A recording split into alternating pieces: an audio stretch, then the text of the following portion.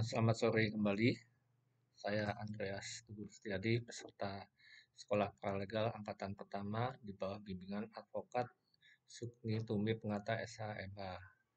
Saya hendak menyampaikan tugas ketujuh sesi kedua tanggal 22 Juni 2024 tentang paralegal gugatan perselisihan hubungan kerja.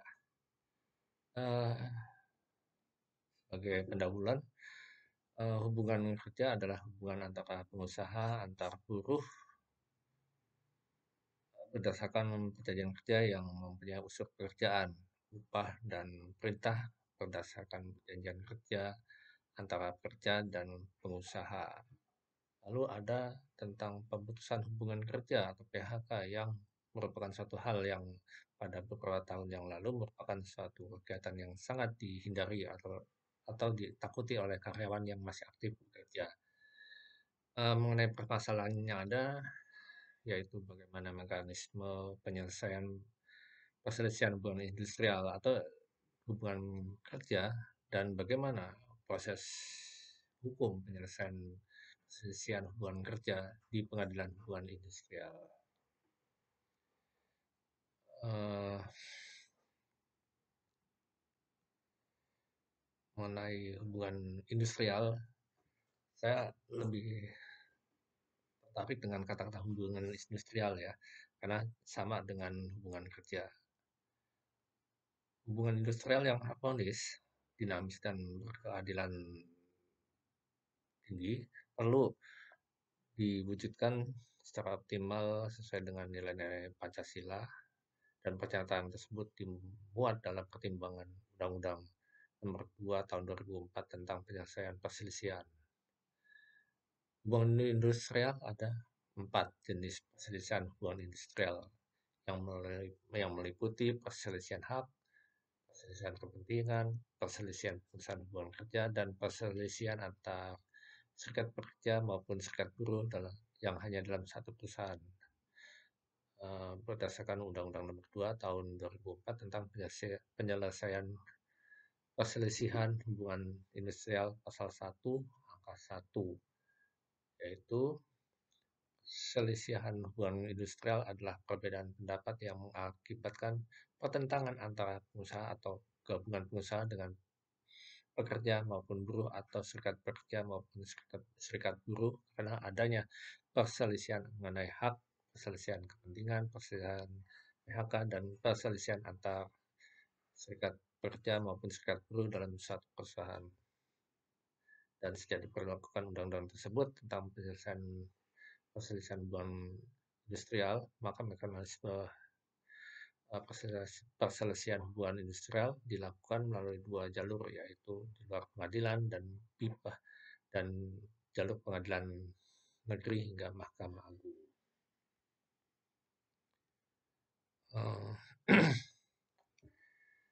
Yang tadi sudah saya sampaikan bahwa perselisihan hubungan kerja terdiri dari perselisihan hak, perselisihan kepentingan, dan perselisihan antar serikat pekerja. Tahap-tahap yang ada melalui lembaga bipartit, mediasi, konsiliasi, dan arbitrase. Pengaturan penyelesaian perselisihan hubungan industrial atau hubungan kerja yang terjadi di perusahaan swasta maupun perusahaan di lingkungan badan usaha milik negara, bahwa pihak yang berperkara adalah pekerja maupun buruh secara perseorangan maupun organisasi serikat pekerja atau serikat buruh dengan pengusaha atau organisasi pengusaha. Pihak yang berperkara dapat juga terjadi antara serikat pekerja maupun serikat buruh dengan serikat pekerja maupun serikat buruh lain dalam satu perusahaan. Setiap perselisihan hubungan industrial pada awalnya diselesaikan secara musyawarah atau mufakat oleh para pihak yang berselisih bipartit. Dalam hal perundingan oleh para pihak yang berselisih bipartit gagal, maka salah satu pihak atau kedua belah pihak mencatatkan perselisihannya pada instansi yang bertanggung jawab di bidang ketenagakerjaan setempat. perselisihan kepentingan, perselisihan pemutusan hubungan kerja, atau perselisihan antara serikat pekerja maupun serikat buruh yang telah dicatat pada instansi yang bertanggung jawab di bidang ketenagakerjaan dapat diselesaikan melalui konsiliasi atas kesepakatan kedua belah pihak, sedangkan penyelesaian perselisihan melalui arbitrase atas kesepakatan kedua belah pihak hanya perselisihan kepentingan dan perselisihan antar serikat pekerja maupun serikat buruh. Apabila tidak ada kesepakatan kedua belah pihak untuk menyelesaikan perselisihannya melalui konsiliasi atau arbitrase, maka sebelum diajukan ke pengadilan hubungan industrial, terlebih dahulu harus melalui mediasi. Hal ini dimaksudkan untuk menghindari bertumpuknya perkara perselisihan hubungan industrial di pengadilan, kemudian perselisihan hak yang telah dicatat pada instansi yang bertanggung jawab di bidang ketenagakerjaan tidak dapat diselesaikan melalui konsiliasi atau arbitrasi. Namun sebelum diajukan ke pengadilan hubungan industrial, terlebih dahulu harus melalui mediasi. Dalam hal mediasi atau konsiliasi tidak mencapai kesepakatan yang dituangkan dalam perjanjian bersama, maka salah satu pihak dapat mengajukan gugatan ke pengadilan hubungan industrial. Penyelesaian perselisihan hubungan industrial melalui arbitrase dilakukan berdasarkan kesepakatan para pihak dan tidak dapat diajukan gugatan ke pengadilan hubungan industrial karena putusan arbitrase bersifat akhir dan tetap, kecuali dalam hal-hal tersebut dapat diajukan pembatalan ke Mahkamah Agung. Pengadilan hubungan industrial berada pada lingkungan peradilan umum dan dibentuk pada pengadilan negeri secara tetap dan pada Mahkamah Agung. Untuk menjamin penyelesaian yang cepat, tepat, adil, dan murah, maka penyelesaian perselisihan hubungan industrial melalui pengadilan hubungan industrial yang berada pada lingkungan peradilan umum dibatasi proses dan tahapannya dengan tidak membuka kesempatan untuk mengajukan upaya banding ke pengadilan tinggi. Putusan pengadilan hubungan industrial pada pengadilan negeri yang bersangkutan, perselisihan hak dan perselisihan pemutusan hubungan kerja dapat langsung dimintakan kasasi ke Mahkamah Agung. Sedangkan putusan pengadilan hubungan industrial pada pengadilan negeri yang menyangkut tentang perselisihan kepentingan dan perselisihan antar serikat kerja maupun serikat buruh dalam satu perusahaan merupakan putusan tingkat pertama dan terakhir yang tidak dapat dimintakan kasasi ke Mahkamah Agung.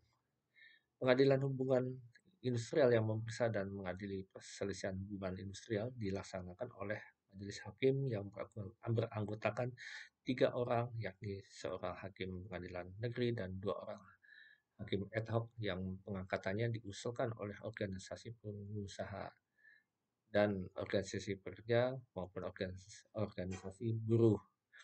Putusan pengadilan hubungan industrial pada pengadilan negeri mengenai perselisihan kepentingan dan perselisihan antar serikat pekerja maupun serikat buruh dalam satu perusahaan tidak dapat diajukan kasasi kepada Mahkamah Agung untuk menegakkan hukum yang ditetapkan saksi sehingga dapat merupakan alat paksa yang lebih kuat agar ketentuan undang-undang ini ditaati.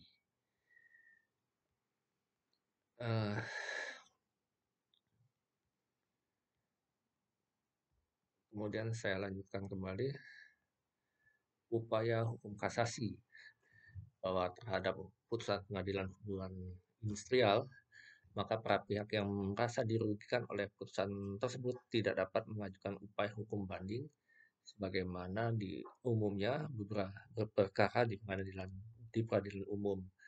Namun demikian, hukum acara pada perselisihan hubungan industrial mengacu secara khususnya bahwa terhadap putusan pengadilan hubungan industrial hanya dapat dilakukan upaya hukum kasasi.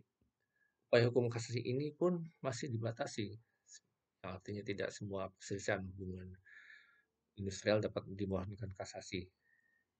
Berdasarkan pasal 110 Undang-Undang Nomor 2 Tahun 2004 menentukan bahwa yang dapat diajukan kasasi dalam perkara hubungan industrial hanyalah perselisihan hak dan perselisihan PHK, sedangkan perselisihan kepentingan dan perselisihan antar Serikat Pekerja tidak dapat diajukan kasasi.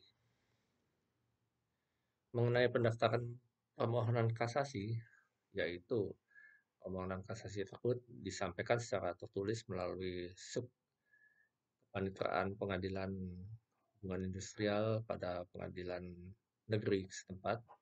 Kemudian bagi para pihak atau kuasanya yang hendak mengajukan upaya hukum kasasi, maka para pihak tersebut harus mengajukan permohonan kasasi dalam waktu selambat-lambatnya 14 hari kerja. Kemudian dibagi pihak yang hadir dalam di kemudian bagi pihak yang hadir dalam sidang putusan, maka terhitung sejak putusan dibacakan dalam sidang majelis hakim tertuang.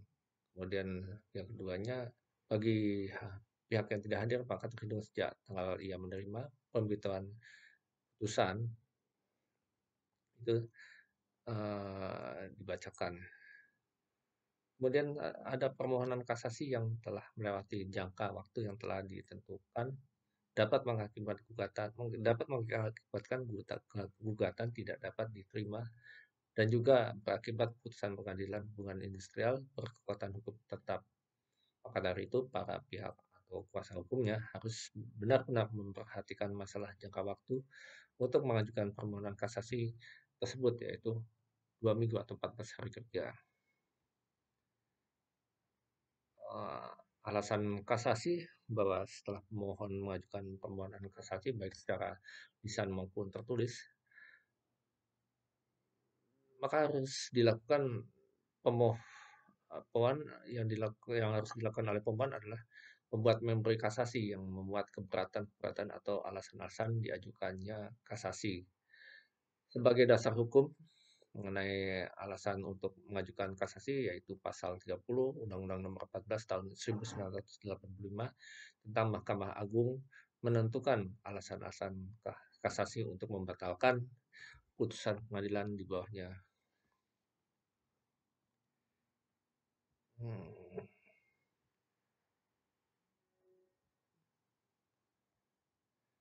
Saya lanjut lagi tentang pengajuan memori kasasi.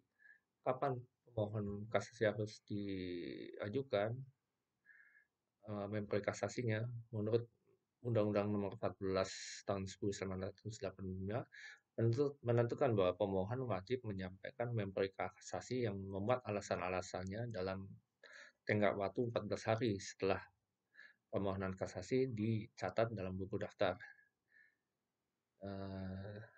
Oleh karena itu, para pihak pemohon yang hendak mengajukan kasasi hendaknya memperhatikan masalah jangka waktu tersebut.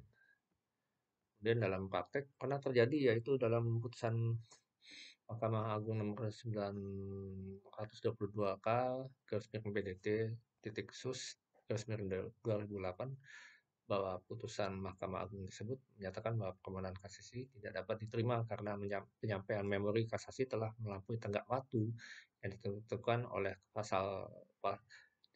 yang ditentukan berdasarkan pasal 47 ayat 1 Undang-Undang Nomor 14 Tahun 1985. Oleh sebab itu, mengenai tenggat waktu ini memang harus benar-benar diperhatikan apabila para pihak atau kuasanya hendak mengajukan permohonan kasasi. Setelah memori kasasi diterima oleh panitia pengadilan hubungan industrial, maka pada pengadilan negeri yang memutus perkara dalam tingkat pertama, panitia tersebut menyampaikan salinan memori kasasi kepada pihak lawan dalam waktu selambat-lambatnya 30 hari. Kemudian atas adanya permohonan kasasi tersebut, pihak lawan atau termohon kasasi berhak untuk mengajukan jawaban terhadap memori kasasi.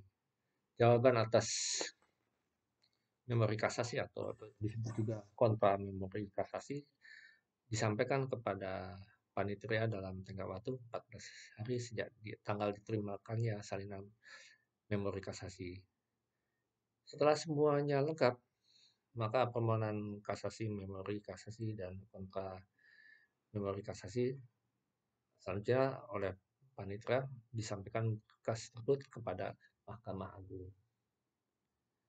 Setelah Mahkamah Agung menerima permohonan kasasi, maka Mahkamah Agung akan melakukan pemeriksaan penyelesaian perselisihan di Mahkamah Agung harus sudah diselesaikan dalam waktu 30 hari kerja terhitung sejak tanggal penerimaan kasasi terhadap putusan Mahkamah Agung. Maka ada dua kemungkinan, yaitu putusan Mahkamah Agung yang membatalkan putusan pengadilan industrial pada pengadilan negeri, atau putusan Mahkamah Agung yang mengukuhkan putusan pengadilan hubungan industrial pada pengadilan negeri, yang artinya Mahkamah Agung sejalan atau sependapat dengan putusan pengadilan tersebut. Eh, ada tambahan ya, bahwa mengenai biaya pendaftaran kasasi bagi para pihak yang hendak mengajukan permohonan kasasi harus membayar panjer atau perskot atau uang DP ya perkara. Namun sesuai dengan pasal 58 Undang-Undang PPHI, maka terhadap para pihak yang mengajukan permohonan kasasi yang nilai gugatannya di atas maksud saya di bawah Rp150.000, maka berdasarkan ketentuan tersebut pula berarti permohonan kasasi yang nilai gugatannya sebesar Rp150 juta atau lebih dikenakan eh, atau maksud saya lebih dikenakan biaya. Besarnya biaya tersebut berbeda-beda antara pengadilan negeri yang satu dengan pengadilan negeri yang lain, karena setiap pengadilan negeri dapat mengatur sendiri soal besar biaya perkara melalui penetapan ketua pengadilan negeri. Eh, Mungkin itu aja yang saya sampaikan. Demikian, terima kasih.